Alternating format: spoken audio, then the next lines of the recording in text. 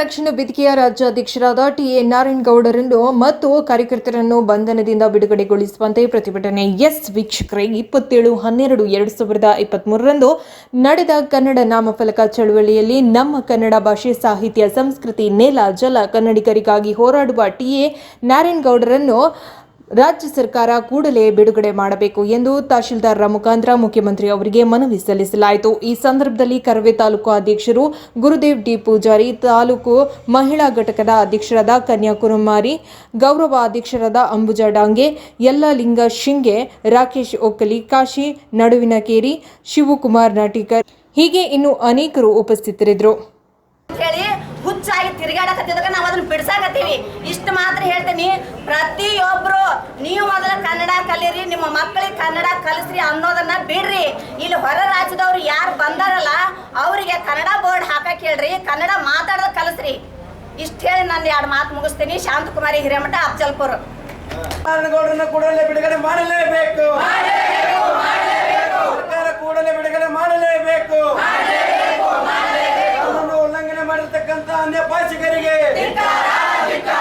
12/2021 ನಡೆದಿರತಕ್ಕಂಥ ಕನ್ನಡ ನಾಮಫಲಕ ಬಳಕೆ ಚಳವಳಿಯಲ್ಲಿ ನಮ್ಮ ರಾಜ್ಯ ನಾಯಕರಾಗಿರ್ತಕ್ಕಂಥ ಸನ್ಮಾನ್ಯ ಶ್ರೀ ಟಿ.ಎ. ನಾರಾಯಣಗೌಡರನ್ನು ಹಮ್ಮಿಕೊಂಡಿದ್ದರು. ನಾಮಫಲಕ ಚಳವಳಿಯಲ್ಲಿ ಇವತ್ತೇನು ಸರ್ಕಾರ ಏನು ಮಾಡಿದೆ ಅಂದರೆ, ಕನ್ನಡ ಪರ ಸಂಘಟನೆ ಆಗಿರ್ತಕ್ಕಂಥ ಕರ್ನಾಟಕ ರಕ್ಷಣಾ ವೇದಿಕೆ ರಾಜ್ಯ ಅಧ್ಯಕ್ಷರಾಗಿರ್ತಕ್ಕಂಥ ಸನ್ಮಾನ್ಯ ಶ್ರೀ ಟಿ.ಎ. ನಾರಾಯಣಗೌಡರನ್ನು ಇವತ್ತು ಬಂಧಿಸಿದ್ದಾರೆ. ನಮ್ಮನ್ನು ಯಾಕೆ ಬಂಧಿಸಿದ್ರಿ? ನಾವೇನು ಕೊಲೆ ಮಾಡಿದ್ದೀವ, ದರೋಡೆ ಮಾಡಿದ್ದೀವ, ಅತ್ಯಾಚಾರ ಮಾಡಿದ್ದೀವ, ಭ್ರಷ್ಟಾಚಾರ ಮಾಡಿದ್ದೀವ, ಏನು ಮಾಡಿವ ಅಂತೇಳಿ ಇವತ್ತು ನಮ್ಮ ನಾಯಕರನ್ನು ಬಂಧಿಸಿರಿ. ಮೊನ್ನೆ ಸರ್ಕಾರಕ್ಕೆ ನಾನು ಇವತ್ತು ಕೇಳ್ಕೊಳ್ತೀನಿ, ನೀವು BJP ಸರ್ಕಾರ ಇದ್ದಾಗ ನೀವು 108 ಹೋರಾಟಗಳು ಮಾಡಿದಿರಿ, ಮೇಕೆದಾಟು ಹೋರಾಟ ಮಾಡಿದಿರಿ, ಕಾನೂನು ಏನು ಕೊರೋನಾ ನಿಯಮಾವಳಿಗಳನ್ನು ಉಲ್ಲಂಘನೆ ಮಾಡಿ ಹೋರಾಟ ಮಾಡಿದಿರಿ. ಅವಾಗ ಎಲ್ಲಿ ಹೋಗಿತ್ತು ನಿಮಗೆ ಶಾಂತಿಯುತೆ, ಸುವ್ಯವಸ್ಥೆ ಎಲ್ಲಿ ಹೋಗಿತ್ತು ನಿಮ್ಮದು? ಅದಕ್ಕೆ ರಾಜ್ಯ ಸರ್ಕಾರ ಭಾಳ ಎಚ್ಚೆತ್ಕೋಬೇಕಾಗಿತ್ತು. ಒಂದು ಕಣ್ಣಿಗೆ ಬೆಣ್ಣೆ, ಒಂದು ಕಣ್ಣಿಗೆ ಸುಣ್ಣ ಹಚ್ತಕ್ಕಂಥ ಕೆಲಸ ಸರ್ಕಾರ ಮಾಡಬಾರ್ದು. ಯಾಕಂದ್ರೆ ಕನ್ನಡಕ್ಕಾಗಿ ನಾವು ಹೋರಾಡ್ಕತ್ತೀವಿ. ನಮ್ಮ ಒಬ್ಬ ವೈಯಕ್ತಿಕ ಮನೆಗಾಗಲ್ಲ, ನಮ್ಮ ಮಕ್ಕಳಿಗಾಗಲ್ಲ, ನಮ್ಮ ಹೆಂಡತಿಯರಿಗಾಗಲ್ಲ, ಯಾವುದೋ ವೈಯಕ್ತಿಕವಾಗಿ ಮಾಡ್ತಾ ಇಲ್ಲ.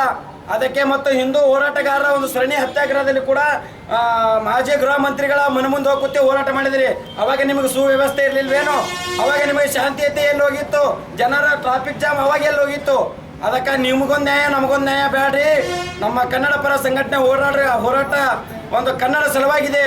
ಸುಮಾರು 25 ವರ್ಷಗಳ ಕಾಲ ಕನ್ನಡ ಜಲ, ಭಾಷೆ, ನೀರು, ಗಾಳಿಗೆ ಏನಾದರೂ ಚ್ಯುತಿವಂತ ಬಂದಾಗ ಯಾವ BJP ಸರ್ಕಾರ ಬಂದಿಲ್ಲ, ಕಾಂಗ್ರೆಸ್ ಸರ್ಕಾರ ಬಂದಿಲ್ಲ, JDS ಸರ್ಕಾರ ಬಂದಿಲ್ಲ. ನಮ್ಮ ಕರ್ನಾಟಕ ರಕ್ಷಣಾ ವೇದಿಕೆ ಕೂಡಲೇ ಅದನ್ನು ನಿರ್ಧಾರ ತೆಗೆದುಕೊಂಡು ಹೋರಾಟ ಮಾಡೋದ್ರ ಮೂಲಕ ಕನ್ನಡವನ್ನು ರಕ್ಷಣೆ ಮಾಡ್ತಕ್ಕಂಥ ಕೆಲಸ ಮಾಡ್ತಾ ಇದ್ದೀವಿ. ನೀವು ಮಾಡಿದ್ದೀರಿ, ನೀವು ಯಾರೂ ಮಾಡಿಲ್ಲ.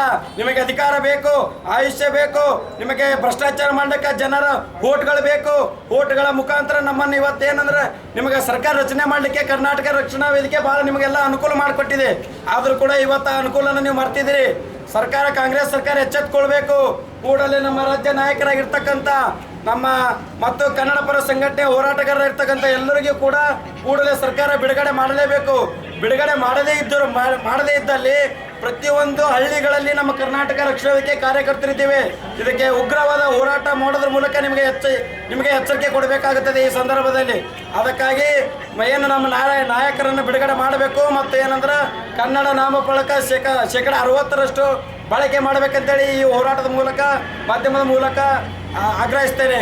ಗುರುದೇವ್ ಪೂಜಾರಿ, ತಾಲೂಕು ಅಧ್ಯಕ್ಷರು, ಅಫಜಲ್ಪುರ.